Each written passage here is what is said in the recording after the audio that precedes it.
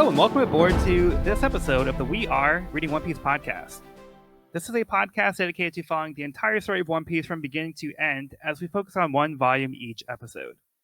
We keep the discussion spoiler-free for new fans of the series, so this is the perfect place to follow along, whether you're new to the series or just want to revisit the world of One Piece with us. This week we will be covering Volume 38, Rocketman, which covers chapters 358 through 367. My name is Joel, and I'll be your host. Joining me today, we have Sean. This is Sean. We have Evan. Hello. And Cody. What's up? Yeah, so we're back from a little break, and honestly, going forward, I think our recording schedule is probably going to be pretty reduced with the upcoming holidays, and we have a lot coming up for these next month or so. So bear with us. We'll get recordings in when we can, but it might be a while for the next one. But we did want to make sure we got this one in because this is a very exciting volume. So we want to try to get this one before the holiday break. So let's get into a quick overview of where we left off. CP9 made quick work of dispatching the Straw Hats, demonstrating just how much of a power gap there was between them. With the Strats handled, they burned down the Galliot building and set out to look for Cuddy Flam. Frankie and Usopp bonded in Frankie's warehouse under the bridge and realized that Usopp had met the spirit of the Mary called Klabautermann back in Skypiea. Their bro session was cut short when CP9 showed up, demanding for Frankie to hand over the blueprints for the ancient weapon. Frankie refused, but Lucci said he has something on Frankie, calling him a criminal like his former master Tom. In the past, Frankie and Iceberg worked under the legendary shipwright Tom. Tom was sentenced to death for creating the pirate ship that ended up becoming Gold Roger's ship. To delay his sentence, Tom asked for a slave execution in order to build a sea train to help save the dying town of Water 7. With the help of his apprentices, the sea train was a success. When the judicial ship arrived, it seemed that Tom would be spared. That was until CP5 agent Spondum arrived, looking for the blueprints for the ancient weapon.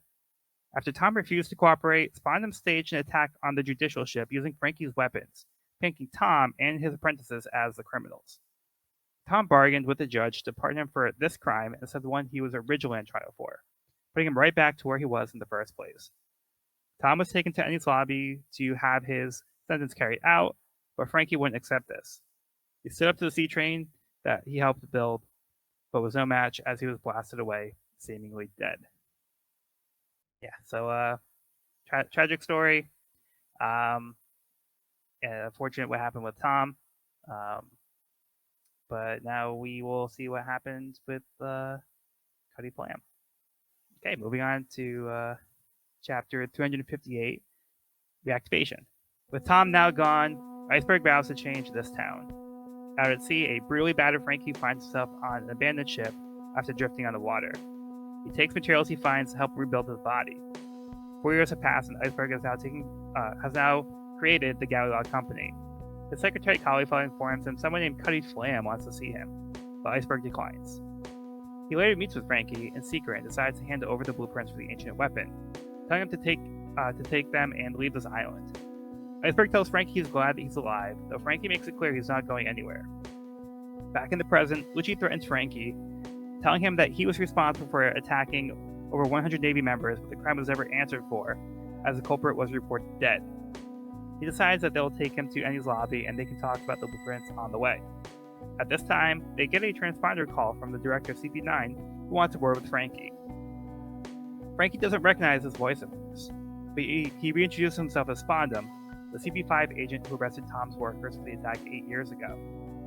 Usopp steps up to stop CP9 from taking Frankie, but quickly changes his mind and apologizes. Back at the burning Galliot building, Chopper regained consciousness, jumping out of the fire with Paulie, Iceberg, and Kotetsu III, now safe. So who wants to start off on this one? For me, just the timing of the Spondum reintroduction really hit.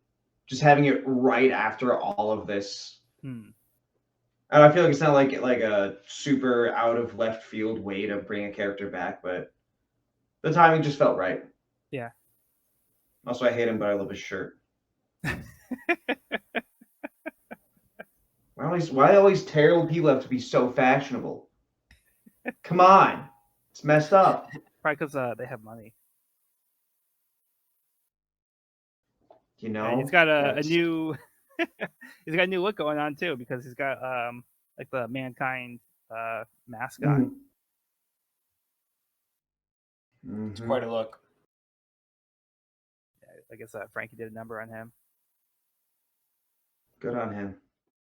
I feel like in this discussion between Frankie and Iceberg, they touch upon a few things I think that we've already concluded, but they bring up Robin's reputation,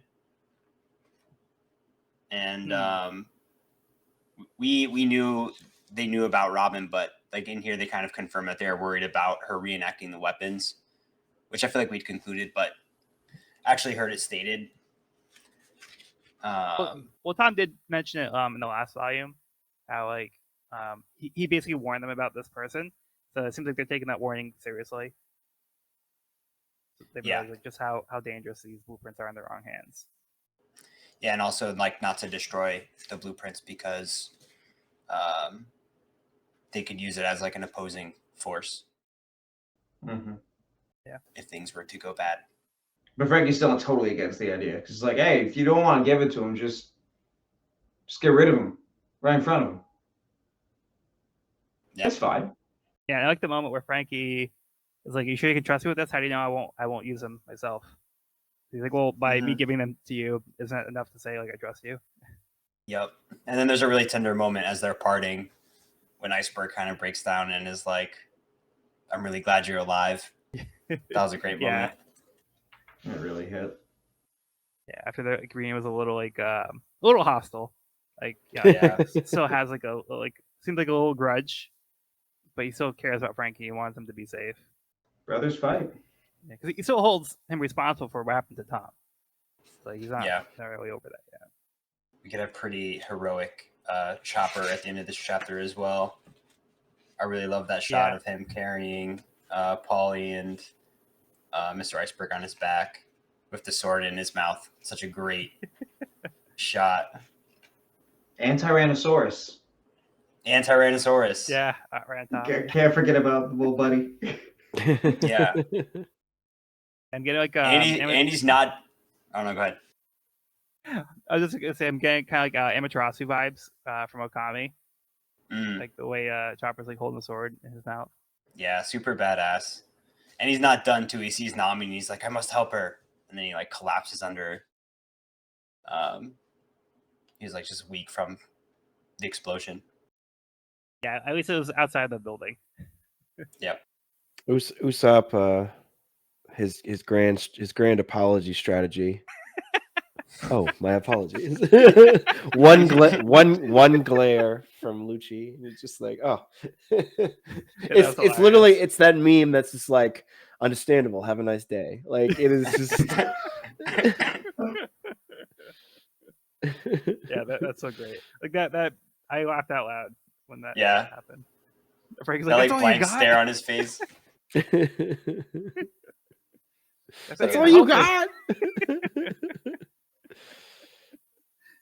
Also, the title page, even before the first chapter, the Rocketman title page felt like a gut punch. It's like this amazing shot of the whole Straw Hat crew, including Usopp and Robin. They're all on the ship, just like super happy. It was like a happier time for everybody. Yeah.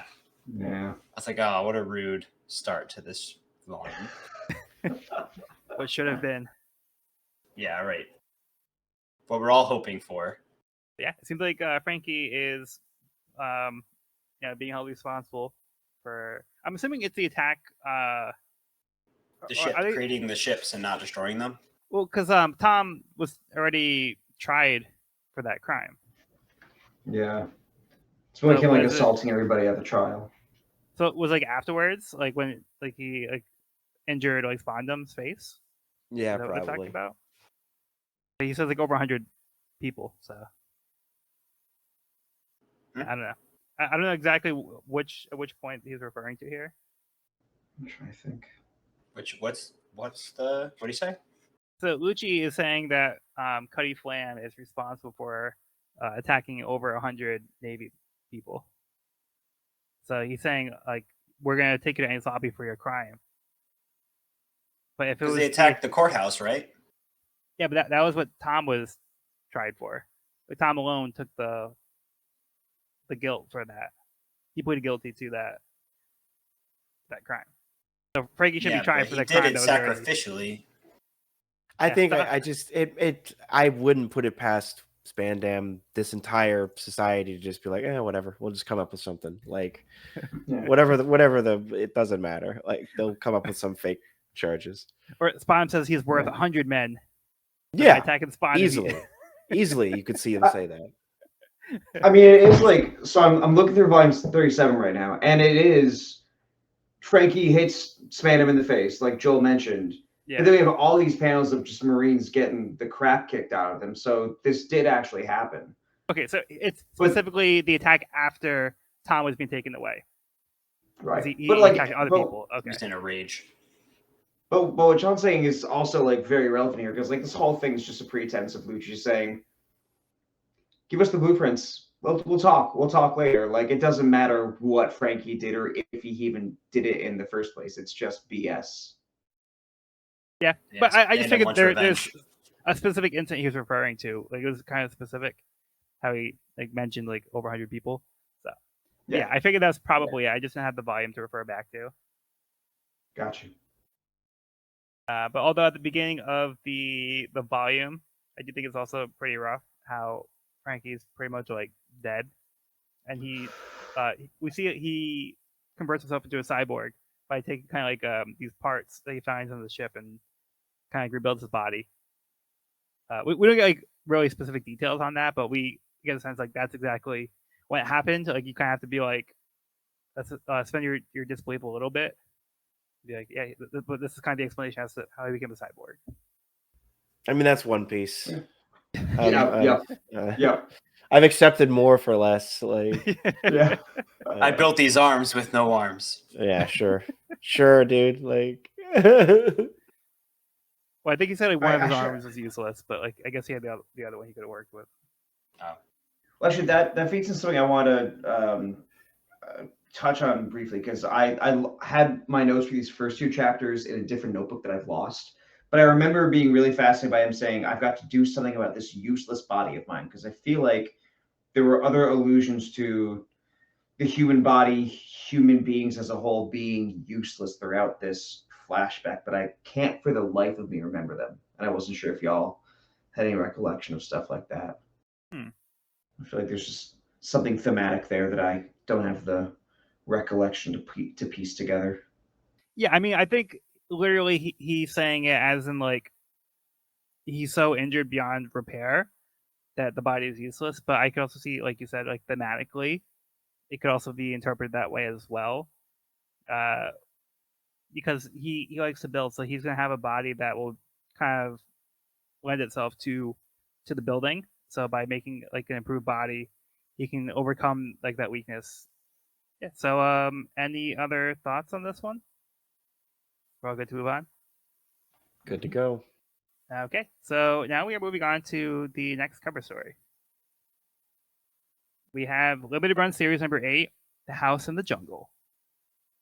Someone has been living in Mr. 3's wax hut on the Little Garden. So yeah, it's still there. Still standing. Yeah, not much to go off of yet. All right.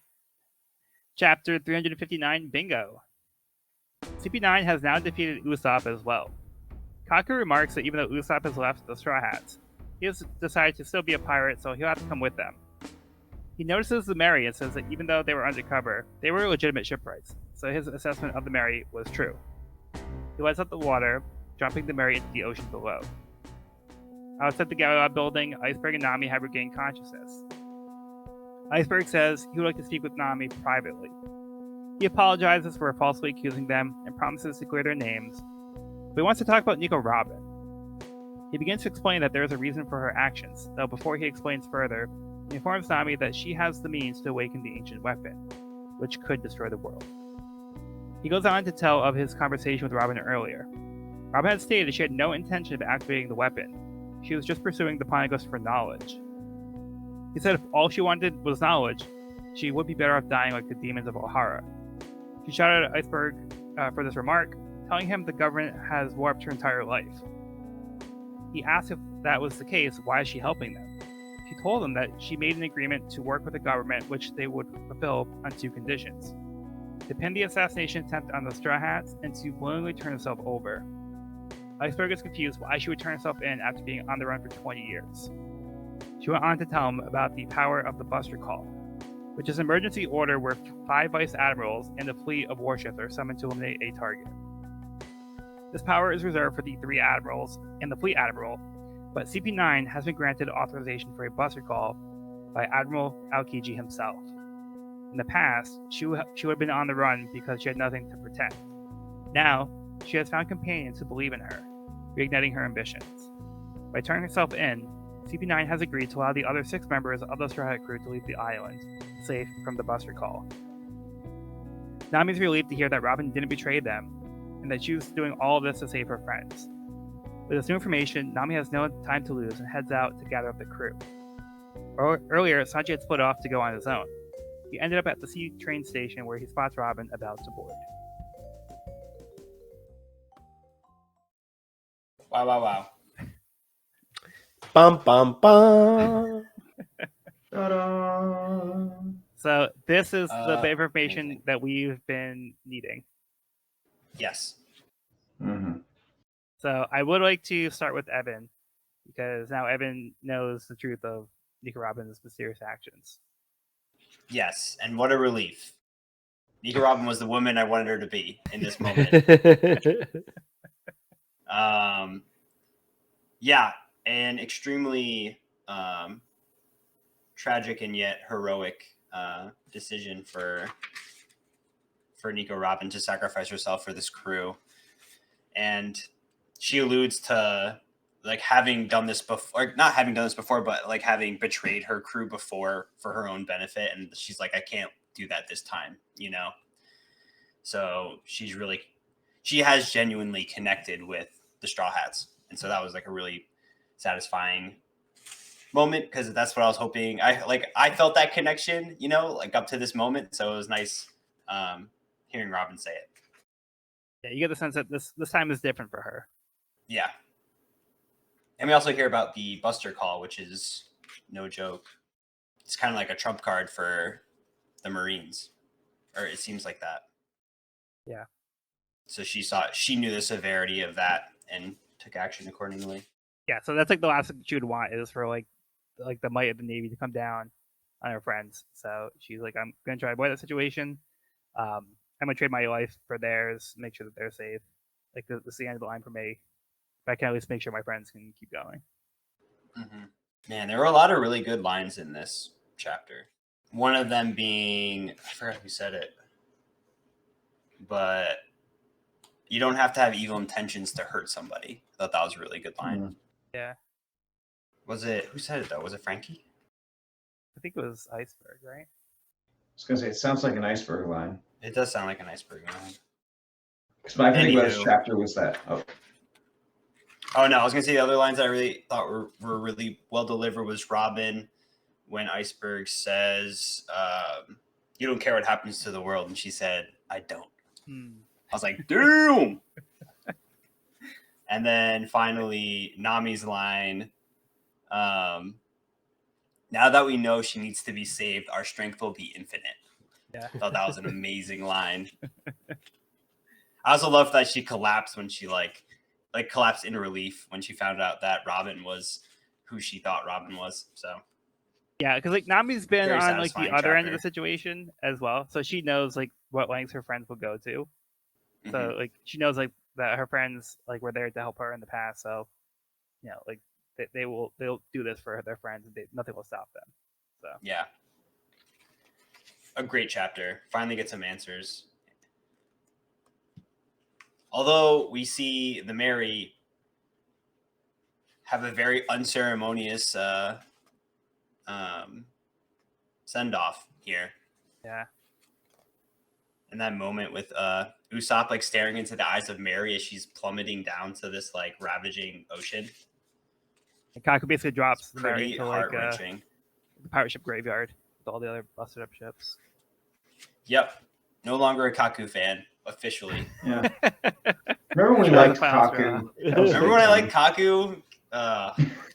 I was so Talk about naive. real betrayal.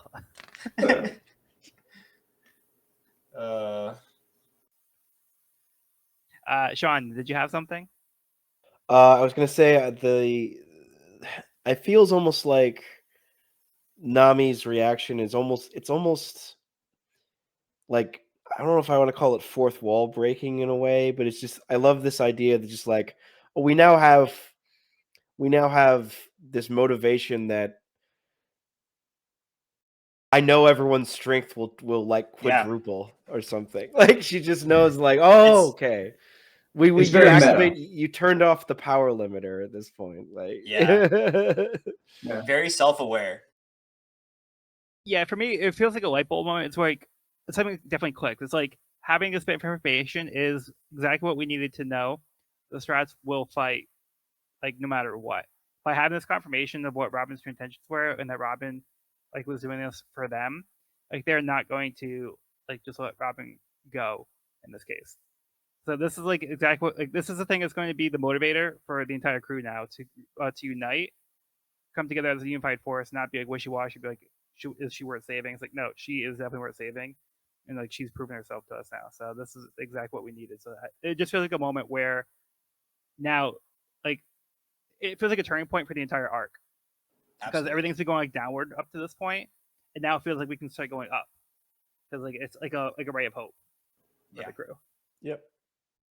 They needed to know that fact. It's like the tension has been building and building and building, with Robin pushing them further and further away and doubling down on leaving the crew.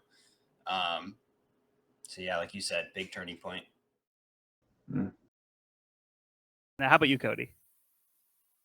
I was just gonna say I love the fact that this section of the conversation between Robin and Iceberg, and it was Iceberg who said that line about intentions. And that line specifically, it carries so much weight having seen Iceberg's specific reaction to everything that happened with Tom. And it's just, on like an arc structure level, I just love where Oda chose to put the Frankie flashback. It just, as a bridge between what we had so far in this next phase of, oh, okay, we were going to get her back.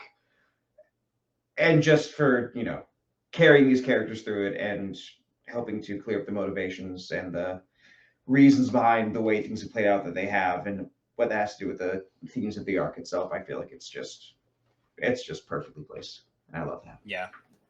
That's a great And point now- because sorry, I just want to get No, go ahead, Joel. Yeah, that's a great point that you said. I didn't quite make that connection the way that you did, where he says like about like the intentions, not meaning that like something bad won't happen, because that's exactly what he experienced in the past. Like Frankie didn't intend for his battle Frankies to cause damage and hurt the people that he cared about. So yeah, it doesn't matter what the intentions are. Like that means that like this could still happen and still hurt people. So that's a great connection that you made. Iceberg OP. Iceberg's that guy, And Evan, you were saying? I was going to say the same exact thing. Okay, sorry. You're having the same realization. No, by all means. Yeah, I just don't want to lose that train of thought because I would have forgotten. No, that is a great point, though. Big mood. Sanji And we looking also- like a badass. Yeah.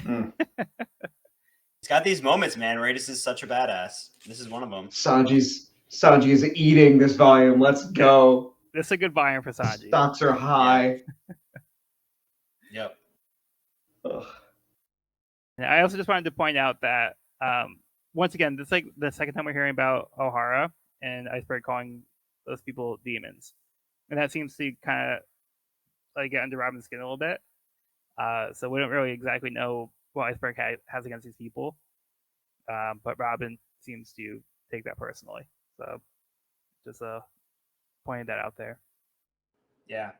A few vague mentions now. We're going to get some answers this volume, or this arc, I mean. We shall see. We shall see. What a chapter. So much going on. Yeah. I didn't realize like how many times he cut between all these different things until it was like, oh, we're discussing this one chapter specifically. It was so much. Yeah. This one, again, this is like a big turning point for the arc, and this is a really important one. So yeah, I think there's a lot to dissect here. But yeah, I think the main thing is we now have a very clear goal where we want to go with the story. Any other thoughts before we move on? Okay. Moving on to Miss Golden Week's big plan. A Baroque Works Reunion Volume 2. Newspaper, please. Miss Golden Week receives a newspaper from a news coup.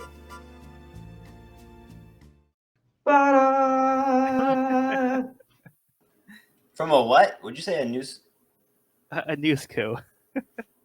A news coup? Yeah, that's what the mailbirds are referred to. Nice. I love them. Also love Miss Golden Week. I'm glad we're getting more of her. Yeah, because she was very absent from all of Alabasta. Yeah, such a cool character. I'm like excited. Yeah, I think she's a great character. Yeah. Yeah, so we'll see where that one goes. But for now, let's move on to chapter 360, Departing Soon. Corgi and the world government officials escort Nico Robin on the sea train. Sanji assesses the situation, wondering why Robin isn't escaping. He thinks maybe she's waiting for him to save her. Of course. He also sees Usopp being carried on board as CP9 arrives. Back at Galilea, Nami has filled Chopper in on Robin's situation. Before they can go after Robin, Iceberg points out the last sea train is scheduled to leave in 30 minutes. Nami decides to go after the sea train and tells Chopper to look for Luffy and Zoro. Paulie decides to help out, ordering the other shipwrights to help too. They resist at first, but Paulie tells them the Strats weren't behind the assassination attempt. They were framed. It's all hands on deck as they begin searching for the missing captain and swordsman. The sea train announces it is about to leave earlier ahead of schedule to avoid the dangers of the Aqua Laguna. Sanji makes the decision to sneak on board before it leaves. The search for Luffy and Zoro is not going well, as Luffy got stuck between two buildings, again, and Zoro somehow got stuck face first in the chimney.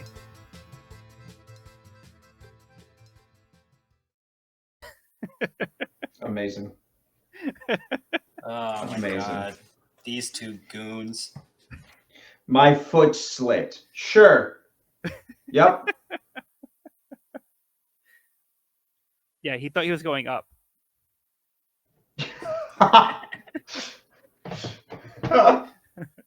He couldn't find his way up the chimney. That's good. great. Yeah, so he wants to start. So this is not the first time we've seen Luffy get himself stuck in a tight spot, literally. In this arc. And in this arc. I don't know. Is that like a weakness of being a rubber man, getting stuck in like tight situations like this? Because I feel like he's really struggled to get himself out of these kind of situations. I think it's more so. Is it more comical or is it? I think it's more of a Luffy weakness. Moron. yeah, I think it's more of a Luffy weakness as opposed to the Devil Fruit weakness. Yeah, I think it's more of a Luffy. Well, I mean, to be fair, it wasn't really his fault. But I feel like he should be able to get out of this situation fairly easily, being made of rubber. You would think, but we've also seen situations in the past where you think Luffy could squeeze through, but he wasn't. Like even back in like the Buggy arc, he couldn't get out of the cage. So like, I don't know. Yeah, so I guess it's like if he doesn't have enough force to propel himself, he's like then momentum. like, yeah, exactly. That's why they like Nojiko and Genzo to like pull his neck out of the water and like sort of. That's my headcanon. Yeah, it's just like because he is rubber, he can fit into those spaces, but it doesn't mean he can necessarily get out. He can squeeze in, but then like he doesn't have the momentum to actually get out the other end. Yeah, that's what I'm saying. So it is kind of like a devil fruit weakness, I think. Yeah, I was just saying it was part of it. Yeah, I think it's that good combination with Luffy's personality. Yeah, lack of coordination is also a factor. But like if he didn't have the fruit, he'd just like die from being crushed in between two buildings. Not to get like brutal with it, but like Well, yeah, he probably wouldn't have gone. He wouldn't have gone through the crack. He would have just like bounced off the side of the walls. But because he's rubber, he was able to squeeze through. Yeah. Okay, I see that. Okay. Yeah, a normal person would not be stuck between the two buildings, but they might have gone splat on the side. Yeah. I also just love Sanji being tactical. Yeah. And I was like, oh, this is everything I love about Sanji. Then I turned the page and I'm like, oh, there he is. Yeah. There's the clown. Yeah, I think it's funny how in his own head he thinks that Robin is waiting for him. Like Robin's not even thinking about him. Like that's not even like a thought in her mind. Like, oh, Sanji's gonna come save me. And she's like, I'm never gonna see Sanji again. Like I told you this, right? I'm not gonna see you ever again. Buddy. Sanji's reading between the lines. Yeah. He's taking liberties for sure. He's the ultimate One Piece theorist. He's acting pretty cool though. I mean, he's like staying composed outside of his daydreaming, but he gets back up. Yeah, like you said, he's playing it. He's playing it cool. Like he's not just like storming in. He's assessing. He's trying to figure it out. Yeah, he doesn't make the decision to jump on the train until like last minute. So it was a calculated risk. He's like, this is the only time I'll be able to do this. So right, now's my chance to do it right. Get on there. And also very composed is Lucci, who's like showing his true colors now. The cat's out the bag. This is where he says, but he's like, this is not a game. Look sharp. He just looks sick. Like, oh, Lucci, you're so cool. Would you like this really cool coat? Of course you would, because you look cool. Bring me my swag. Yeah, exactly. Yeah. Sir, your swag. Oh, my mic was off. Is he telling the other people to not salute him? Is like that's too much. Make them stop. I think so. It's interesting. It looks like it's the line of people saluting because he's like, this isn't a game. Let's look sharp. Everyone like stay focused. Like this isn't a. But they keep saluting him after. It's so interesting because it looks like some of the Marines are covering their eyes. Yeah. I was like, CP9 not supposed to be known, or just like, okay, we're not gonna salute you. We won't even look at you, Mr. Your Luchiness. Like, I don't know.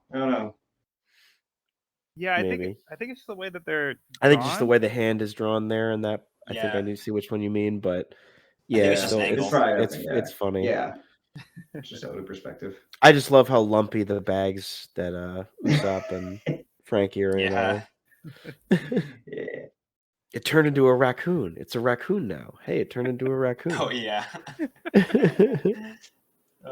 Now it's a gorilla. That was funny. What else can you do? That was funny. But Chopper's face at the top of that page is so cute. Like, so Robin doesn't hate us. He looks so relieved. Oh, buddy. Yeah. So speaking of cute faces, Chopper. Speaking of not so cute faces, I think this the page before is the worst Sanji's ever looked. Is when he's thinking about saving Robin. Oh yeah. Yeah, that's probably Sanji's worst face ever. Oh yeah. I think like the page right before, I'm like, no, Sanji looks kind of cool. Then I'm like, oh, the imagination face. Yeah, that's very cringe. Speaking of I love how he doubles him over, and then he's puffing like little smoke hearts.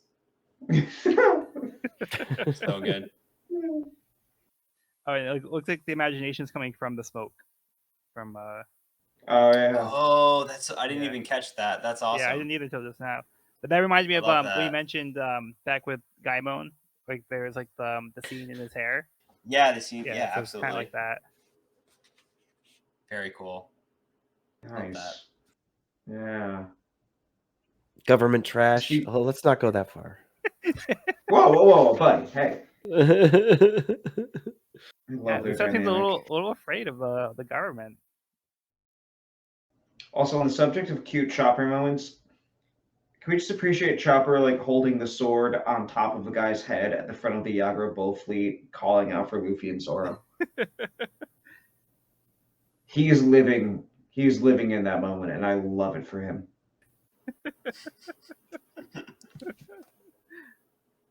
That is great. As a Chopper leading the charge. They have Lucci being catty bitch. No, I mean, keep the this is kills double coming. group. It's like that. No. Yeah. They say the Zoans have a mind of their own. It's not his fault, it's the fruit. Nah, I like this little moment with Paulie and Iceberg. How Paulie doesn't want to let everybody else in on the betrayal. So he just says that Kaku and Lucci went home. Like, oh yeah, they just left. He's like, it's bad enough that you and I have to know about their betrayal. So he didn't want to like have everybody else have to go through that too. But it's also, he doesn't want to be like, oh, Lucci and Kaku, they fought so valiant. No, they suck. They're a bunch of wimps. It's a very nice middle ground he's striking with this. Yeah, it's too much heat. They left during Aqua Laguna. Couldn't handle it. They're not locals. So anything else on this one? No. Okay.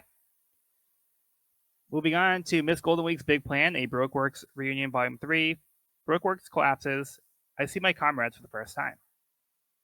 Miss Golden Week, Mr. 5, and Miss Valentine's Day are surprised to see the identities of their now captured former colleagues. Yeah, so this would have been the first time she would have known who she was actually working for. Wow. I love how Mr. 5 and Miss Valentine just like totally adapted to living in Little Garden. Yeah. Yeah. Yeah, like so it looks like they've been like topping it out like outside while Miss Golden Week's been like living like life in this wax hut safe and sound. If Mr. 3 can make like the little candelabra thing like rotate out some, he can probably make an AC unit for her too, which is like that might which be is like double.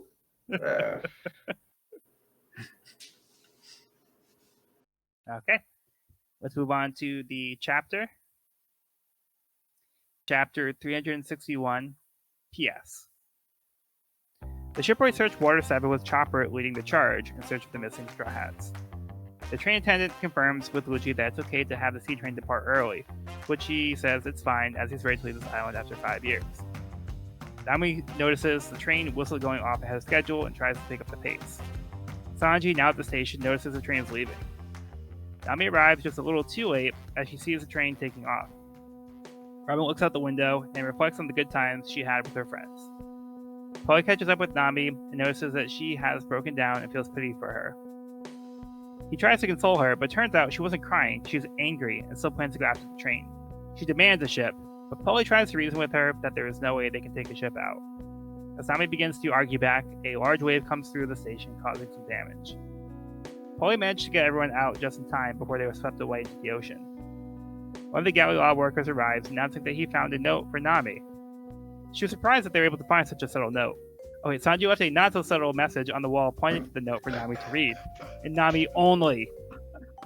He managed to write a rambling love letter for Nami, but included a P.S. He's boarded the train and is going after Robin. He mentions that Usopp was taken along with who must be Frankie. He left him a small transponder snail and plans to touch base. You can find when the train. With this bit of information, Nami is fired up and set on going to Annie's lobby after Robin. Now Sanji just has to keep a low profile and not get noticed. Someone comes out the door and finds him outside the back of the train. So much for that.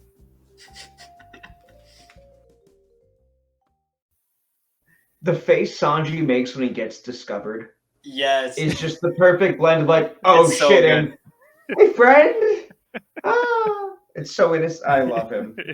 This is. Yep, I was gonna say the same thing. That's such a great Yeah. face. Sean, what are your thoughts on this one?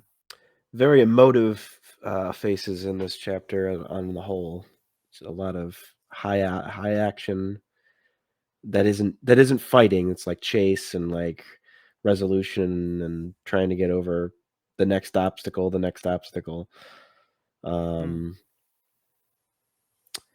It's very, very funny as well. So, yeah, it's a really good one. I love the overlapping dialogue when Nami is like, oh, he's gonna go contact us with this, as like Sanji's letter keeps going on or something. So good. Yeah, I love like how dismissive she is of Sanji's letter. Yeah. Like, hang on, the first half's mostly a pointless love letter. The real letter starts here at the PS. Starts with the PS. Love that. And Sanji wrote on the wall, Nami, read this, with the giant arrow pointing down to the letter. If you're not And then Nami, there's don't read this. Idiot. The paint can's still there too. Like he Yeah. he was doing business, but he had like just enough time to really give the message. He's efficient. Right after I complimented on how like cool, calm, and collected he was before, he was like super composed, and then he does this. It's pretty funny. And that's the brand of Sanji comedy that I really, really enjoy. Mm-hmm. It's, I think, sometimes he gets a little too, or just like, We'll get there. But just yeah. I think there's been a little bit, but just the shift between like coolest James Bond guy ever to a total goober. That's what I love about Sanji. Yeah. When you get the right balance. Yeah. And this chapter is that balance, I feel like. Yeah. And that same idea with Nami, like Nami acting like Nami, like she just misses the train and she's like sitting there sobbing, and like Polly like leans in to like console her, and she just erupts in like in fury and like shocks everybody. I feel like that was such a Nami thing. Yeah. I love that. Good Polly moment too. Yeah, a lot of good character moments in this one. Mm-hmm. Robin reminiscing of her times with the crew. That one hit me pretty hard. Yeah. Mm. Yeah, everything is making sense with Robin. Like why she's been so distant, and like kind of her whole role in the crew. Like it seems like there's kind of a realization in Robin where like, she's reflecting. So she's thinking back on like the happy times, and she has like a little smile. So she's thinking of the good times. But then like I think by the time she gets like to the end of this like little thought process, like her face is like in her hand, and then she's having like this realization like I'm never gonna like see them again. Mm-hmm. And like but I said, but still like the faintest smile on her face in that panel though. Right? It's very Robin. Yeah, but yeah, I just think that she's having like this moment where she realizes like that's gone. Yeah, agreed. Yeah. Mm-hmm. On a lighter note, the page right before that moment, Nami showing up in the bowl and like doing the power slide. Love that. Pretty great. Threw on the brakes. The Tokyo Drift. Yeah.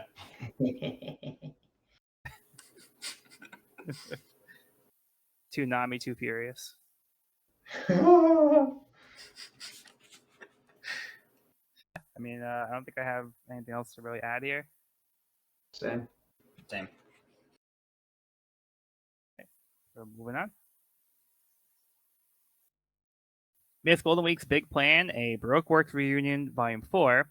Let's go to the prison. Miss Golden Week begins to pack her bags and plan to go see her companions.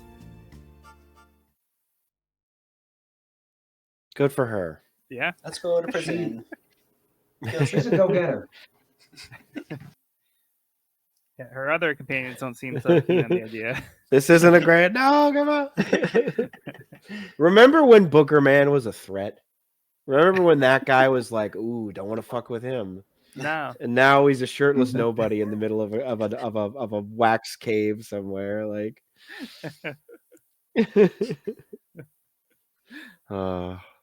she's just so stone cold. Like, yeah. That level of like, yeah, I'll do it. is just dangerous, you know? Yeah, she's just like very kind of expressionless for somebody whose like abilities are to control emotions for other people. Yeah. So I think it's a nice little touch for her. Yeah. Mm-hmm. All right, moving on to chapter 362, Ebb Tide. Sanji's now facing down a train car full of government members. Looks like he's surrounded on all sides, but there's also a large man standing above him. His legs were tall enough to go around him above the doorframe. This man is Jerry. He's a boxer who comes from an island known for its karate. After a confusing demonstration of his fighting techniques that don't seem to fall within the rules of boxing, Sanji defeats him. Towards the front of the train, Porgy explains to CP9 that each car is filled with government members who get progressively stronger the further along you go. Nami groups with Chopper and fills him in on the situation. They decide to split up again so they can find Luffy and Zoro. Kokoro looks on at the waves and sees the water level has gotten so low that the fish are on the ground. She tells Chimney that the further out the water goes, the larger the waves are when they come back in. With the water this low, the incoming waves will be massive. As Chimney notices something stuck between two of the buildings, Nami shows up. She looks as well, sees that the object is Luffy. Nami begins running towards Luffy in the back alleys, but Kokoro shouts that it's too late as Aqua Laguna is coming in.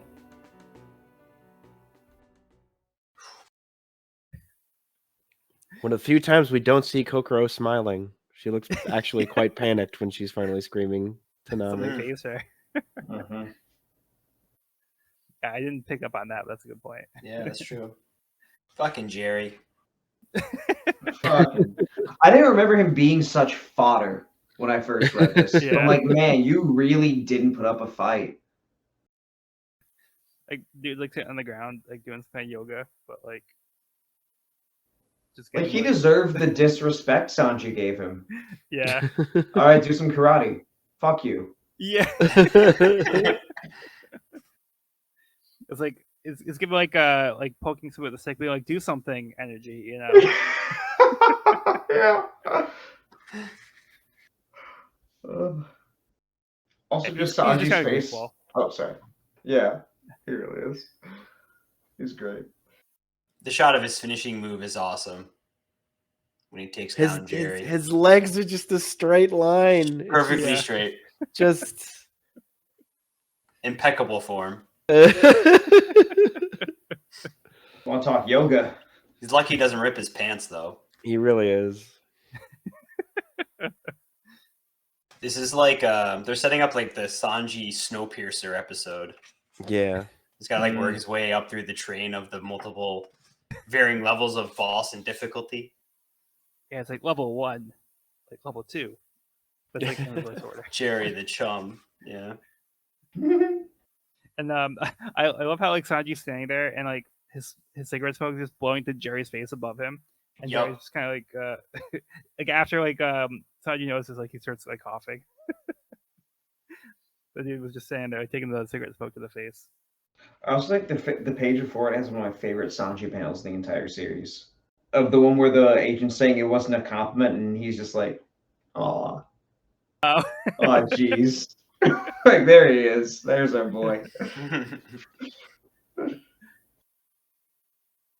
And that first panel is cool too. He's like he comes in, he's standing there, and they're all pointing the guns at him. Yeah, that's a great shot. So sick. Yeah, it's a cool Sanji solo mission. Mm-hmm.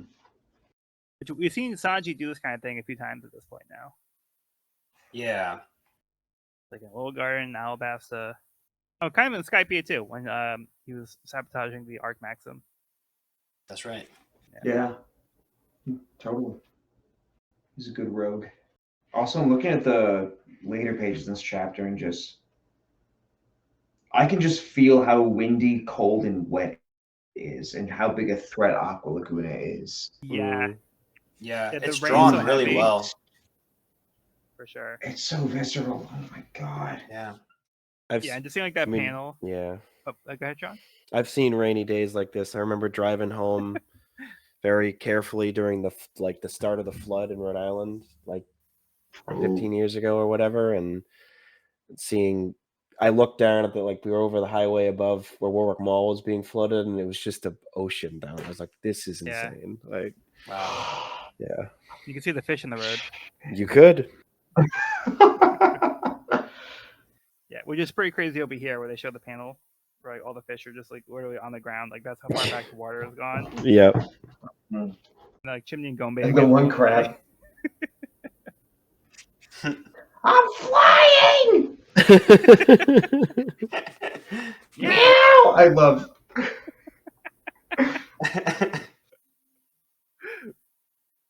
Chimney is everything I love about working with kids. Just take a terrible situation and be like, this is dope! I love Luffy stuck in the middle of the two giant buildings, flood bearing down on him, like incoming death essentially, and his word is just hungry. Not I want to get out or someone help me. It's just Yeah, and like when Nami realized like, that's him stuck in the building, she's like, Yeah. oh, I have to go save this idiot. Yep. Yeah. That like close up on her eye, such a cool that like realization where she's like, it's Luffy. Of course it's Luffy. Yeah, right. Should have known. Okay, we good to move on? Yeah. Okay. Good. Miss Golden Week's Big Plan, a Baroque Works Reunion Volume 5, The Yellow Green of Friendship, Colorist Trap. Give us a ride. Miss Golden Week has arranged for transportation as she uses her colorist trap to control a pteranodon. efficient. I just love his stupid face. You got thumbs up. Yeah, I spent probably more time than I should have just trying to see like what to call this. Well, it's technically not a dinosaur. I think it's a pterosaur. Yeah. So I was trying to find. I wasn't sure what the technical term is for, but I think pteranodon is probably the most accurate one that I could find based on the features of it. So. All right, research. We're glad you did your homework. In case anyone Thank you. nitpicks it, that may be incorrect, but from what I could find, that seems to be the based on the protrusion on the head and stuff. So I think that's the right one. They would never have forgiven you, Joel. So I'm glad you did. I'm no Dr. Alan Grant, so. All right, so for now, chapter 363, Aqua Laguna. A crowd has started to gather, watching on as Nami runs for her helpless captain. Elsewhere, Chopper's group finds something sticking out of a chimney of a building in the distance. Chopper recognizes it as Zoro's legs and runs after him. Everyone begins to panic as they look on as Nami and Chopper risk their lives, heading towards the waves in hopes of reaching their friends. Luffy tries to explain he got stuck when the pigeon guy sent him flying, but Nami shouts that while he was messing around over here, Robin was taken away on the sea train. She tells him that Robin didn't betray them. She traded her life to save theirs. Luffy is relieved and assures Nami that he won't let Robin die. Chopper is unable to pull Zoro out of the chimney. Zoro can sense that Kaitetsu is with Chopper, as there is something off about the sword. He has Chopper hand it to him. Just as a massive Aqua Laguna wave comes crashing in, Luffy pushes the building apart, stretches his arms out, and pulls Nami and himself, while Zoro uses his sword to slice down the entire chimney. Chopper grabs Zoro and a rumble ball, using Jump Point to get them to safety as well. Both parties land at the same area, just out of range of the wave. They aren't completely safe yet, as another wave comes in, smashing the bridge that they were on.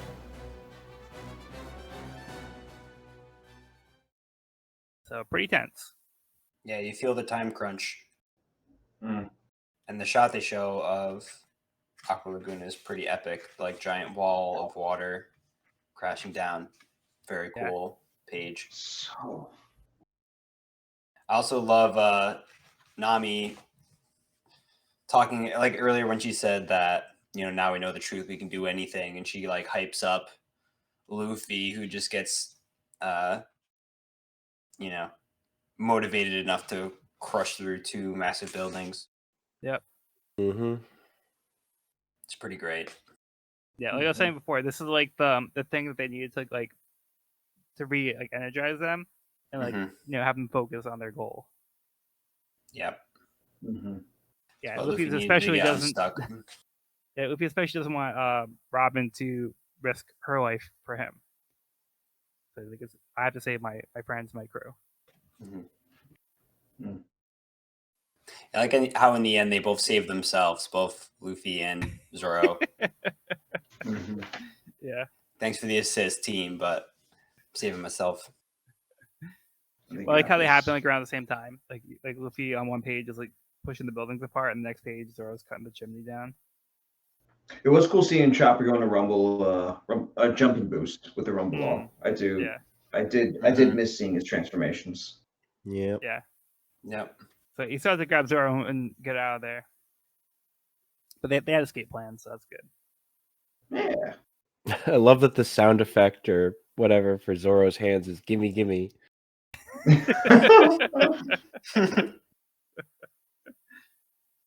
I also love how he's not struggling. Like this entire time, he's just like stationary with his leg just sticking straight up the whole time. Looks hilarious. I also love the back and forth between Nami's tearful face and then Luffy's just yeah. It's this like it's so hard to like. Oh right, I got to take this seriously. Like this is a life or death situation. Luffy looks like a friggin' platypus. Like. And Chopper thinks Zoro looks like a sea anemone. Yeah. I'm not sure how he got that. Like maybe because of the swords. I guess the two legs. I think it does look a little bit like it with that faraway shot. Just a bunch of things sticking up. It's just two legs, but I didn't. Like, now I'm looking at it, like you can see like the three swords as well, so it does look more like 5 protrusions. A sea anemone growing out of a smokestack. A sea anemone. just a momentary realization. Not the reindeer too. Oh, and we got another Kokoro, very angry face Kokoro. Yeah, the whole crowd is like panicking. They're like, "Oh no!" Like they're all gonna die. Chimney's like, "Pirate lady, you're so cool." Yeah, go for it. I love it. Yeah, just going back to Luffy, like this is like what I love about this character is like Sean was saying, it's like such like a serious like conversation and situation that they're in, but he looks so goofy. It's kind of hard to take him seriously. But at the same time, it's just like he's so like lovable in that way. Like he's such a goof. So like, even though he looks ridiculous, like he still had like this heartfelt moment, and like you can see like the emotion like in his face. But, like it's kind of masked by like his rubbery features being like all squished like that. But I just think it's like I love that part of his character. Yeah, he really makes up his mind and like goes for things. Yeah, he has a lot of conviction. Mm-hmm. And just when it seems like everybody's safe, the bridge that they're on gets smashed away by the water. Not great. Not great. Not great. Any other thoughts on this one? Okay. Good. All right, just moving on to the next chapter then. Chapter 364, Kokoro. Thankfully, Polly was able to get some ropes out to the Straw Hats in time to prevent them from getting swept away with the tide. As they try to get their footing, another wave comes in even further this time, so they all have to retreat from the oncoming wave. Kokoro comes over, who Luffy is surprised to see on the island, which he tells him is because they would have been completely swept away if they stayed at the station. Now the rest of the crew accounted for, Nami also fills Zoro in on what happened. It's settled. Luffy decides that they will go after Nico Robin to Enies Lobby. Luffy demands for a ship, or rather any sea trains, but Polly tells him the only sea train is Puffing Tom. Luffy then asks for a ship again, but Polly has to explain that not even the largest galleon would survive these waters. He suggests that they wait until morning when it's safe to travel. I points out that they can't do that. Enies Lobby is where the gates of justice are. There's a courthouse on Enies Lobby, but in name only, as any criminals who pass through Enies Lobby are already considered to be guilty. Once you go through those doors, there are only 2 destinations, the Navy HQ and the underwater prison Impel Down. Once she goes there, she'll never see the light of day again. Polly reminds them that they are pirates. Going there would mean an attack on the world government itself. Luffy has heard enough and says that they'll just have to steal a ship. Nothing is going to stand in their way of saving their friend. Just as Luffy and Polly are about to fight, Kokoro steps in and says that she'll take them to a sea train. Let's start with Cody on this one. Oh, I just the silhouettes, man. Oda loves his lore. Oda loves his world building, and I don't know. When I was first reading this back in 7th grade, I was thinking, "Oh wow, this is like really the peak of any sort of consequence we've had in the series." Because you always hear about, oh, they have a bounty on their head. Oh, they've got Marines coming after them. But it's like, oh, we are in the proximity of one of the most dangerous places for a pirate to be, which blew my mind back in the day. Yeah, I love how mysterious Kokoro is, and also another great feat for Polly. Another great feat for my boy, getting the ropes out. Yeah, yeah. Yeah, I mean, like he's holding like 4 people with these ropes against like the waves, like and not like he's just standing there. He's not like strapped down anywhere. Like he's using his leg muscles and his arm muscles to like fight these waves. So that's pretty crazy. This guy's got good core strength, good delta. Like he's just all like around everything. A+. Every muscle. Crazy. Fibers of the ropes, fibers of his body. It's just, it all adds up. Oda. Is that again rope burn? Like, wow. Hey, man. Oh, it's the old monster lady. You were on the island, huh?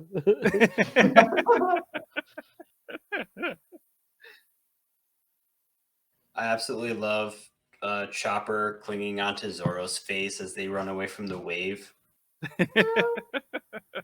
Absolutely hilarious. We get a close-up of it, too, as we get a close-up of everyone's face, and Zoro's just, like, squished by Chopper. Chopper's eyes are popping out. I also love Nami. And then he's still stuck.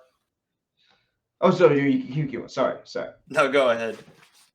I was gonna say, I just love how Nami's like always stretching Luffy's skin on his face back. In 3 different panels. Yeah, so good. Zoro choking Chopper. Yeah, I love that. That joke goes on for like multiple pages. Whack. He's just so mean. Foaming at the mouth. I love Luffy's reaction to find out that Zoro's stuck in the chimney. You're such a dork. How'd you ever manage that? I was like, you idiot. You of all people shouldn't be laughing at him. Like, you were stuck too. Both a bunch of dorks. Yeah, Luffy's down to totally steal a ship. Right. He's not asking anymore. Yeah. Yeah, whatever it will take to get them off the island. We learned quite a bit about Eni's lobby here. Yeah. Mm-hmm. Yeah, some cool world building. And impel down. And like Cody said, we're really getting to see some of the power of the Navy. And we also heard about the Buster Call. Buster call earlier. The Buster Call. Not the Buster Call. All the Straw Hats are aware that Usopp's on the train, right? Sanji had mentioned it. I'm just surprised that that's not more of a motivation. Well, he left the crew. I mean, yeah, but it's still Usopp. I mean, Usopp made his decision. Yeah. Yeah, but it's Usopp. And they know. Like, I thought that like once they found out he was captured, that I don't know.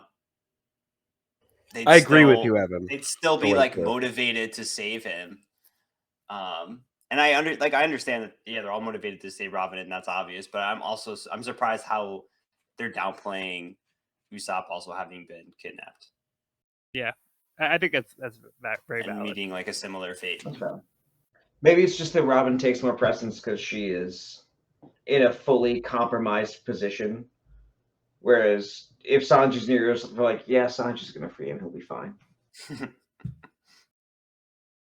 I mean, they recognize his situation isn't quite as dire.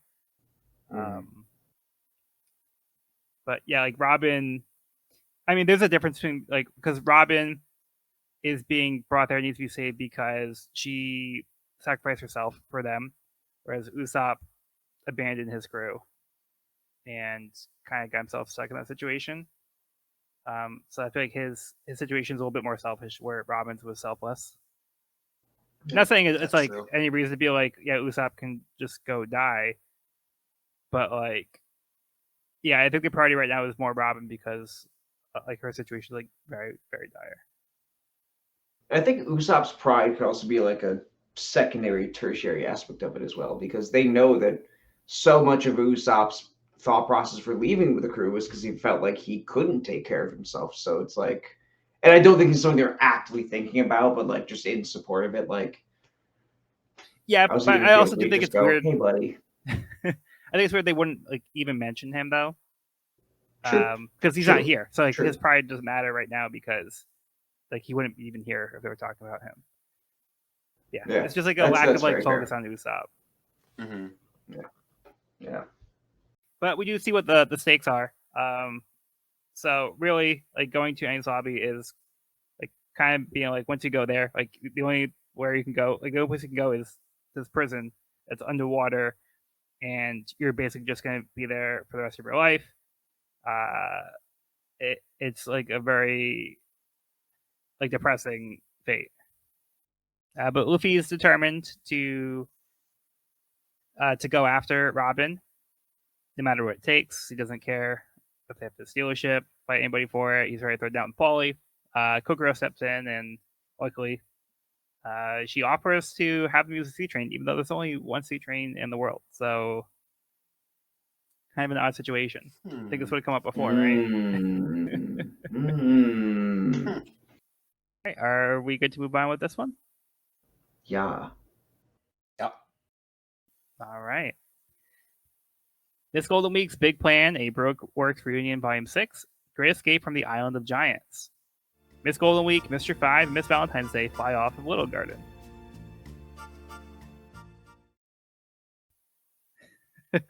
I do love Mr. Five's face as he is which one of the giants, I don't remember. Yeah, this one's Dory. Dory, yeah. Another example that, of Mr. Five just being so utterly reduced to comic relief at this point. As he should be. His weapon is snot. Like, come on. Good for him. Yeah. But I just realized that Miss Valentine's Day is probably using her devil fruit powers here because she's riding on the umbrella. So she looks like she probably like lightened herself so she could float on the umbrella. That's funny. Yeah. Then we do get the SPFs here, where we had mentioned last volume how we pointed out there was a young Polly, Huey, and Mozu. But did we mention Zombai? I don't think we did. I think we missed Zombai. Yeah, I think we missed him. Yeah, because I feel like he's a little bit less noticeable because he looks pretty different without the goggles. But yeah, when you look at it, it's like, okay, yeah, that's him. But yeah, he was there as well. Nice, I love it. Nice. All right, moving on to chapter 365, Rocketman. Spondum celebrates his good fortune. He has the power of the Buster Call at his disposal. Nico Robin has him captured after 20 years. Now Cuddy Flam is on the way as well. Soon, the only two people with the ability to revive the ancient weapon are on the way to him right now. Sanji has fought his way through trains 7 and 6, where he finds Usopp and Frankie, along with a transponder snail. When Frankie introduces himself, Sanji realizes he's the jerk who took their money and beat up Usopp. Usopp tells him it's okay, they're past that now. Frankie asks if Sanji can untie his ropes, so they get into a fight. Usopp tells him to keep it down before they get noticed. Too late. Kokoro has brought the group to an abandoned warehouse where there is a prototype sea train, though she's not sure if it'll even function. She calls it Rocketman, the runaway sea train. Iceberg is here as well, and seems to have had the same idea as Kokoro, as he already completed tuning it up. He warns that if they choose to use it, it's at their own risk, as they were never able to control it. As Luffy starts to board while waiting for Nami to arrive, he begins to feel weak. Nami runs in with the two Blue Station workers carrying large sacks. Luffy scolds Nami for being late, though he quickly retracts this when he finds out that she was loading up on meat and alcohol for Zoro. The Frankie family has caught wind of what was going on and begged Luffy to take them along to save their big bro. Now he tells them to get lost, but Luffy says it's okay for them to come too. They explain they'll hook up their king bowls to the sea train and follow behind. They all board, including Polly, snuck in as a stowaway. With everyone now here, Rocketman takes off. Yeah, so what do you guys think of Rocketman? Rocketman! I never thought I'd say Mean this looking train is train. so badass, Yeah. but I did, and it's beautiful. It's a cool design. And Luffy's found his perch. Yeah. You're right. I also love those little nostrils. Yeah. Yeah, I love the name Rocketman. I think it's like such a cool name for like a bullet train like this. Yeah. Essentially a bullet train. We couldn't let the customers ride this one. Or the citizens, or what does she say? Yeah. Passengers, runaway sea train. We couldn't. Okay. We couldn't let. There's no way we could let paying passengers on this one. It's when they write as if they're introducing it. Yeah. But Yeah. the shark head is there as a joke. I love it. Just like that's her explanation. It's just funny. Yeah. And Luffy and Chopper are like blown away by this thing. Yeah. Yeah, I love this concept too, where it's like they had this prototype for the sea train, but it was like just not fit for like commercial use, like John was saying. So it's like it's just been like locked away over here, but they've had this like hidden away. And Iceberg has the foresight to start getting prepared because he kind of figured this kind of thing would happen. So it's very fortunate that he already started getting it prepared to take off. I also just love seeing him with the bandana again. Yeah. Yeah. Just such a great callback. It's like when Zoro fights, like that's like his work mode. Yeah. Yeah, like that moment between him and Kokoro too. Like, oh, we were thinking the same thing, huh? Yeah. Had the same idea. Mm-hmm. To go back to the beginning of the chapter, we see Spandam and his pet elephant. Funkfried. Funkfried, yeah. Funkfried. Could he get any more like traditional comic book villain at this point? Wahaha! My plan to have Futon has been realized, and they're both on their way here. Nothing can stop me now. Yeah. This is the greatest day of my life. Funkfried, not now. Not now. If Funkfried just like putting his so good. His trunk like on Spanden's head. He's just vibing. What a guy. Yeah. Funkfried. I love Funkfried. We also see CP9 in the Puffing Tom, which I forgot to mention earlier that in the interior of the Puffing Tom is very nice. Mm-hmm. Yeah. And we see Hatsuri also got some swag. Yeah. Although it looks like maybe their train's a little nicer. Because if you look at the next page, you can see like the I mean it still looks nice on the inside, but it looks like they have front and back facing seats, and they don't have like the same kind of like frill around the cushions. Oh yeah, they're kind of like the first class car. Yeah. Cushions also look a little more plush in the CP9 car too. Yeah. Yeah, they got the best seats for sure. Mm-hmm.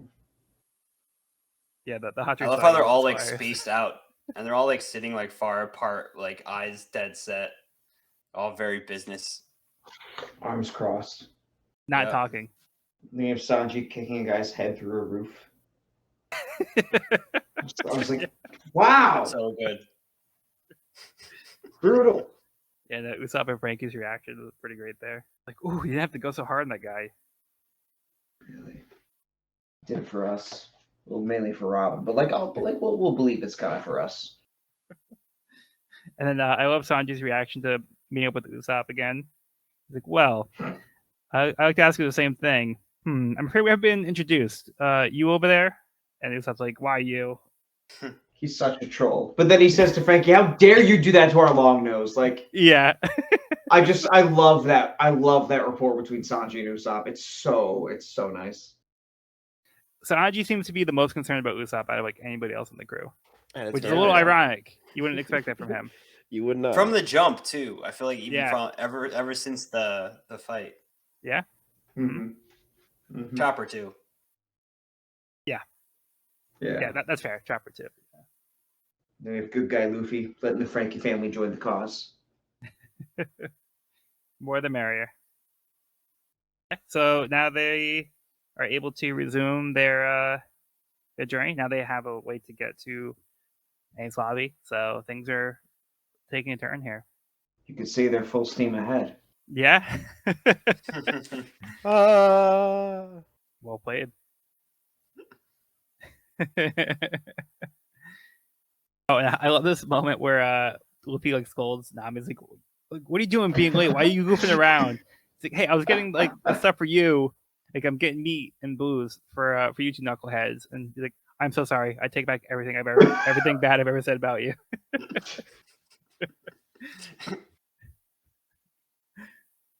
Any other thoughts for this one? No. All right, moving on to Miss Golden Week's big plan: a Baroque Works reunion side story. Giant Island afterwards. Dory and Bragi have resumed their fight. Still going at it. Wow. Good for them. Like now we Years remember why we were wasn't enough. fighting. Yeah. I like that they're using their fists now instead of lethal weapons. Yeah, because the weapons are broken. Oh yeah, that's right. Yeah. Okay. Moving on to chapter 366, Sortie. Rocketman launches out of the canal. Right on cue, the Frankie family also launched their king bulls, Sodom and Gomorrah. They fire the hitching gun, piercing through the back of the sea train. Now for the tricky part. Kokoro has to line up the train with the tracks just right. Chimney and Gombe tell Granny to move a little to the right, as they also suck onto the outside of the train. Kokoro shouts at them for coming along and to get inside. They click onto the track, and now the train picks up speed. There's no stopping now. As they regroup, Zoro points out that there's strange people on board. People Lulu and Tilestone wonder if they mean them, which Paulie confirms. So Zoro corrects him by including Paulie with them. Paulie says they want to get back at the people who tried to kill them, so they decide to come along on their own. Lulu and Tilestone don't know exactly who is behind the attack, but they have a pretty good idea. Paulie tells them it was Lucci, Kaku, Khalifa, and Bruno. Turns out they had no idea, as this is a complete shock to them. Luffy addresses the Frankie family and Galliwa, saying they all have the same enemy, so it's time for them to work together as comrades. First, they have to survive the trip to Aang's lobby as a humongous wave is approaching. Nami notices the transponder signal Sanji left his ranking. Over on Puffing Tom, Captain T-Bone shows concern for his subordinates, tearing a piece of cloth from his cloak for his wound. Someone reports that all the officials in cars 6 and 7 have been defeated. Sanji has taken the transponder signal topside along with Frankie and Usopp, who have now been freed. Alright, thoughts on this one? I just love T-Bone. Yeah, me so too. much. He has my what a guy. What a guy. Yeah, he's one of the the Marines that we see that are like that has like actual good qualities. Like we're so you're seeing like Marines that are just like all bad people, but then we have T-Bone here who seems to like actually have compassion. His goal is to do 100 good deeds a day. It's pretty His admirable. hobby is saving people. Yeah. Buddy.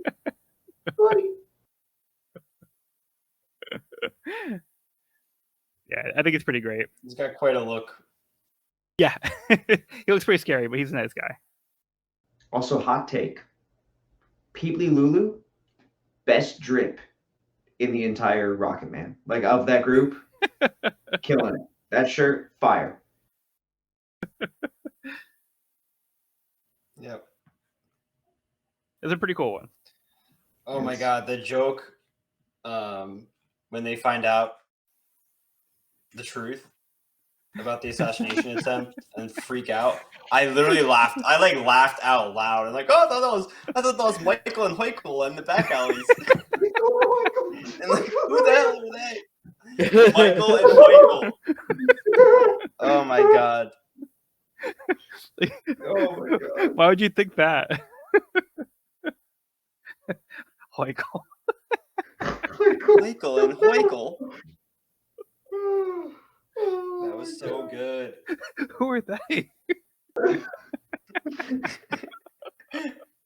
We've got a pretty good idea. We won't be shocked or anything. I always knew Hoikel was up to something. And No, their reaction when they find out the truth. Oh my god. I had completely forgotten about that moment since I last read this, and I'm just in the teacher's lounge at school, and I just go, pretty much like, "Are you good?" I'm like, "I'm better than good. I'm wonderful right now." It's so funny. That was my reaction as well.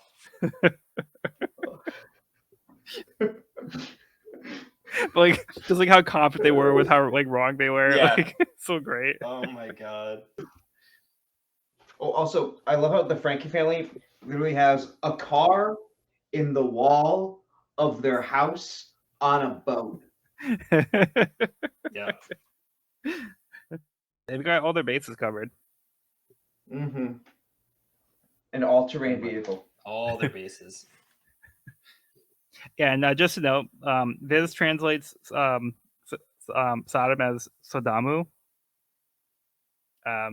I don't know if that was just they didn't want to commit to Sodom and Gomorrah, but it's Sodom and Gomorrah. Yeah, what is the are they're gods, right? Or what is it? What are they? What are the names? They were cities that were destroyed in the Old Testament because of the hedonism of the citizens there. Yeah. It's essentially a biblical reference. Got it. And I like the moment where the three organizations put their hands together and decide to team up. So the Straw Hats, Scallywag, and the Frankie family agreeing to work together. They seemingly have the numbers That was advantage. cool. Yeah, Luffy, being a leader, bringing comrades together, joining forces, rallying the troops. Yeah. So people that he's throughout this arc have been antagonistic with. Yep. So they've gotten past all that. Now they're we all have the same goal. We're all fighting for the same purpose. Let's work together. Let's not fight each other anymore. Yeah. And then this last page where Sanji's talking to the transponder snail, you can see Usopp flying away in the background, and Frankie has to hold on to him. He's just exhausted with them. Any other thoughts on this one? No. Great comedy. Michael and Hoikel.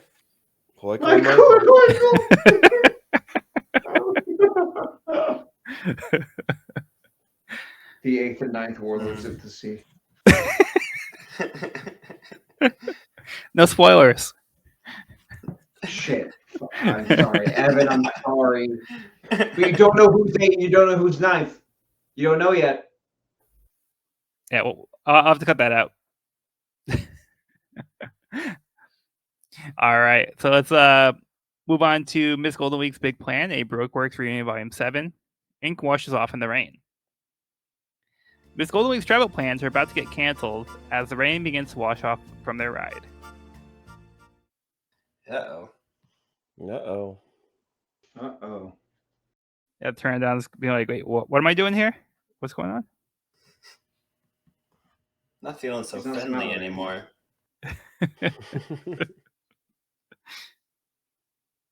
So we'll have to see how that plays out in the next volume. But for now, let's wrap up the volume with the chapter I'm very excited about. Chapter 367, Sniper King. Everyone aboard Rocketman try firing their cannons at the oncoming wave, but to no avail. Luffy and Zoro hop on top of the train, telling them to keep firing. Together, Luffy and Zoro are able to blast a hole through the wave, allowing the train to pass through unharmed. When Luffy gets back inside, Nami tells him Sanji wants to talk on the transponder snail. Nami has filled him in on Robin's situation. Luffy gives Sanji permission to go all out.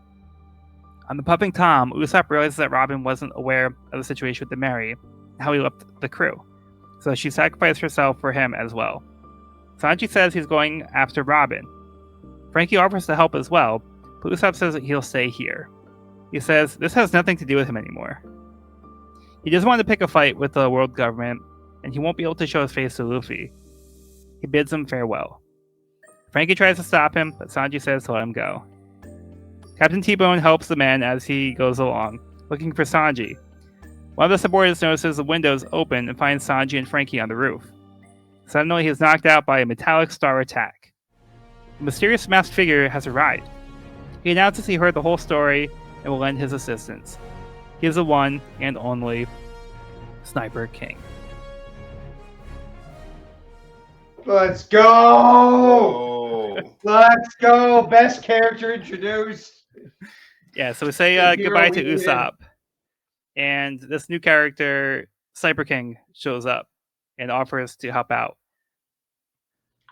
So, we'll call the Usopp to kind of just ditch like that. But at least have some help here. Oh, Usopp walking away. He's like, goodbye, as he like just starts walking towards the other side of the train.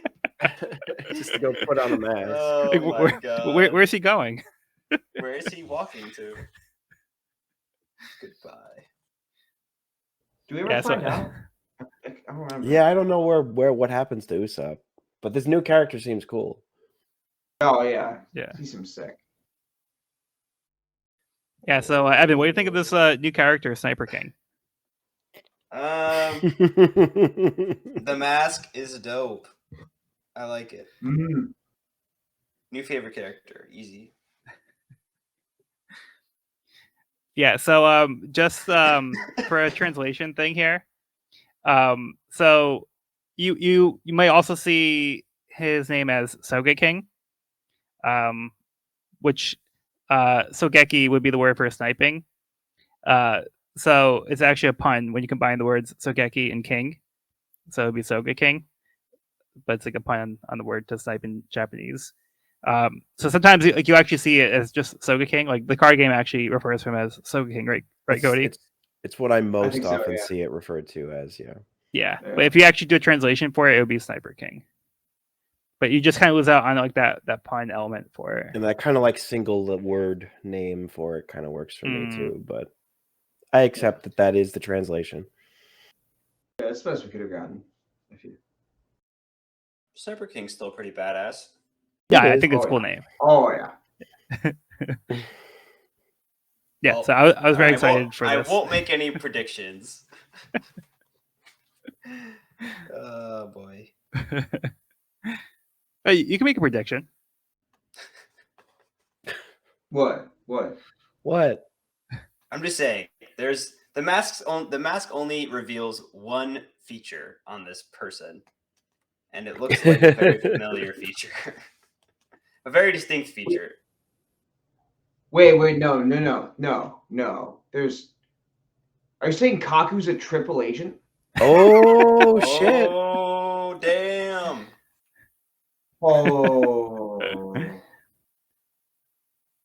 Wow. Okay. Yeah, I don't want to spoil too much. So Yeah. we won't confirm if your theory is correct.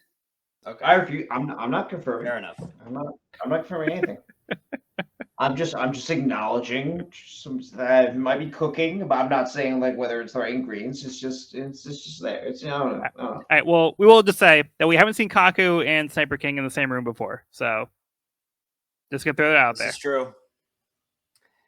I actually do like the character design, though. I think the mask is pretty dope. Yeah. Yeah, there's some fun stuff to look forward to. When we get to the next volume, I'm going to show you a clip from the anime as well. But I'll have to wait for next volume. It's been living rent free in my head all day. And I thought that would be this one. I was like, no. Yeah. We we just barely touch like the surface. I know. So worth it though. So worth it. Yeah. How about earlier in the chapter where we have that cool moment with Luffy and Zoro? So cool. It was cool seeing like how comfortable and like knowledgeable Luffy is of Zoro's attacks, and like them kind of just having like this super casual discussion about their their combo move, like a combo move. It was throwing me off. It was also pretty funny. Like, oh, that's a mouthful. Whatever. Let's just call it 300. He rounds the wrong way. Oh boy. I love it. It's so Luffy though. I love it. Oh yeah. Yeah, like So I'm good. surprised that Luffy even like nails enough to like ask Zoro like what's 2 times 108.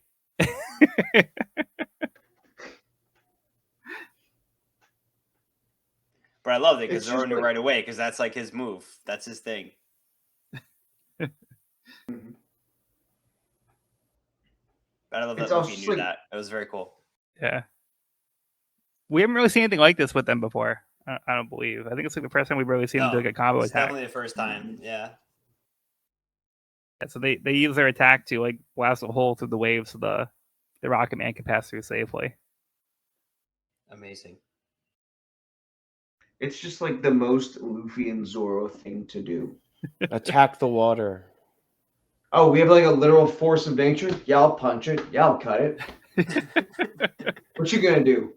Splash me? Nah. Like, I love them. Yeah, like, I love like how casual they're about it too. Because like everybody else is like going like all out and like they're blasting their cannons like having no effect, and then like Luffy just casually like jumps up, he's like, "Hup!" He just jumps on the top of the ship, and then like Zoro gets up on the side. He's like, "Keep on firing to the front center." And Paul's like, "What are you people planning to do?" And then Zoro says, "Fire a cannon." Yeah. Yeah. Very cool. Mhm. Zoro's quick with the math, though. That's what I'm saying. That's his move, though. I feel like he probably counts in those increments. I don't know what that would translate to. And I also like the moment where Luffy talks to Sanji on the transponder snail. He's like, "Go ahead, tear things up." And Sanji's Pretty like, "I won't good hold back." captaining. Yeah, that's pretty great. Zoro still doesn't use Sanji's name. Nope. Nope. Or Sanji Yep. Zoro's name. Yeah, because he calls him Cook. Yep. And then Sanji calls him back Mossad. Yep. But it feels And like a really Sanji- good moment for the. oh. Oh. You No, go no, ahead. you go. You go. You go. You go. You go. No, you first. No, after you. Okay. I was just gonna say, I like how Sanji says, after hearing Robin's story, like even my captain ordered me to, like, I wouldn't hold back. So he was gonna do his thing anyway, but at least he has like Luffy's blessing. But he's not concerned about Robin. Like he's big. I'm gonna do what I can. I'm here. I'm gonna not let anything happen to her. Yeah. What were you gonna say? I was gonna say it feels like a nice Luffy moment because he has the foresight to be like, well, okay, so if you did this, we couldn't stop you anyway. So like, let Sanji do his thing. Let's not let him cook. Like it's just Yeah. Let him cook. no pun intended. It feels like a nice. Okay, the captain's understanding like how his crew's gonna do things and how to make that work best, which is I feel very relevant for him right now. I like how Frankie cries when he hears like this story, and it's not just like, "Why are you crying?" He's like, "Jerk, I'm not crying." He has like the tissue. But now he's conflicted because he's like, curses, what's it all mean? Nico Robin, in the world's estimations, she's such a cruel, heartless, demon woman.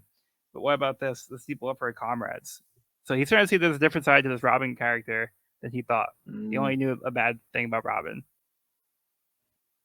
What's it all mean? Yeah. So Frankie's sold.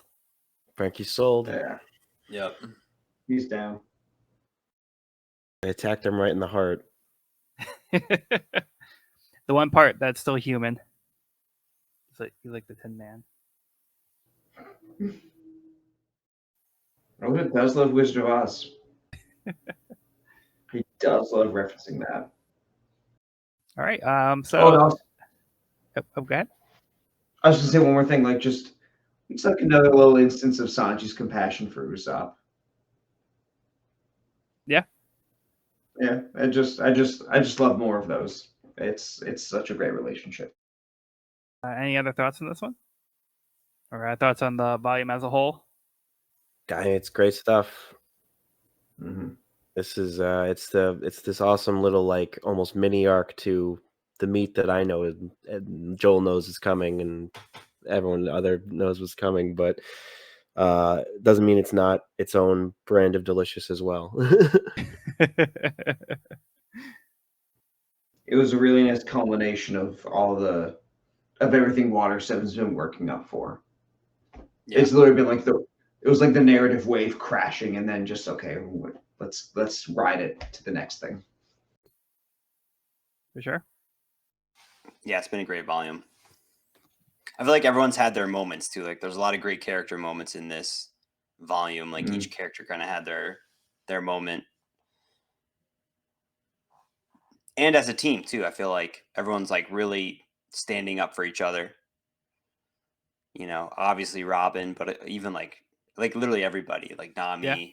I feel like a lot this volume like really stood up. And I also feel like really in tune with everybody, like knowing what the team needs and fiercely running out to save Luffy at the end there. But yeah, it's good stuff, man. Yeah. I'm pumped. Mm-hmm. Yeah, like I was saying earlier, I think this is like a big turning point for the story, especially with this arc. Because like I talked about like up to this point how like everything was just on a downward trajectory, everything was kind of depressing and dour, felt like nothing was going right. And now we feel like things are going back in the right direction. So we can kind of refocus, recontextualize everything we've seen so far, and now everybody's fired up, and I think that's like kind of infectious as well. Like as a reader, I think it's Absolutely. Yeah, very easy to kind of get caught up and be like, all right, now like I'm pumped, like I can't wait to see what's going to happen next. Yeah, so things are going the right way for the story. So I think it's a lot to look forward to. Yeah.